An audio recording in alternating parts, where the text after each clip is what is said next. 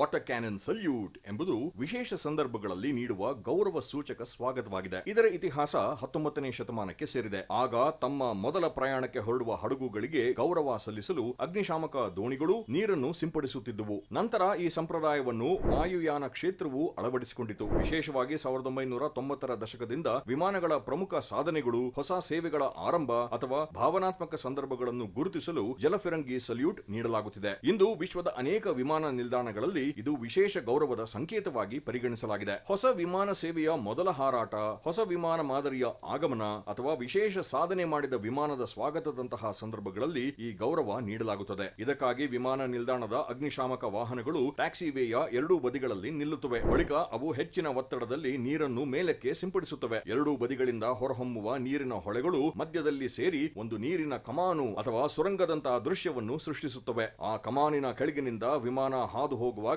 ಅದ್ಭುತ ದೃಶ್ಯ ಮೂಡುತ್ತದೆ. 2025ರಲ್ಲಿ ನವಿ ಮುಂಬೈ ವಿಮಾನ ನಿಲ್ದಾಣ ತನ್ನ ಮೊದಲ ವಾಣಿಜ್ಯ ವಿಮಾನವನ್ನು ಜಲಫಿರಂಗಿ ಸಲ್ಯೂಟ್ ಮೂಲಕ ಸ್ವಾಗತಿಸಿ ಗಮನ ಸೆಳೆಯಿತು. ಅದೇ ರೀತಿ 2003ರಲ್ಲಿ ವಿಶ್ವ ಪ್ರಸಿದ್ಧ ಕಾನ್ಕಾರ್ಡ್ ಸೂಪರ್ ಸಾನಿಕ್ ವಿಮಾನದ ಕೊನೆಯ ಹಾರಾಟಕ್ಕೂ ವಿಶೇಷ ಜಲಫಿರಂಗಿ ಸಲ್ಯೂಟ್ ನೀಡಲಾಗಿತ್ತು. ನ್ಯೂಯಾರ್ಕ್ನ JFK ವಿಮಾನ ನಿಲ್ದಾಣದಲ್ಲಿ ಕೆಂಪು, ಬಿಳಿ ಮತ್ತು ನೀಲಿ ಬಣ್ಣದ ನೀರಿನ ಹೊಳೆಗಳ ಮೂಲಕ ಕಾನ್ಕಾರ್ಡ್ಗೆ ಭಾವನಾತ್ಮಕ ವಿದಾಯ ಸಲ್ಲಿಸಲಾಯಿತು. ಹೀಗಾಗಿ ಜಲಫಿರಂಗಿ ಸಲ್ಯೂಟ್ ಕೇವಲ ಒಂದು ಪ್ರದರ್ಶನವಲ್ಲ, ಅದು ವಿಶೇಷ ಸಾಧನೆಗಳು, ಹೊಸ ಆರಂಭಗಳು ಮತ್ತು ಸ್ಮರಣೀಯ ಕ್ಷಣಗಳಿಗೆ ನೀಡುವ ಗೌರವದ ಸಂಕೇತವಾಗಿದೆ.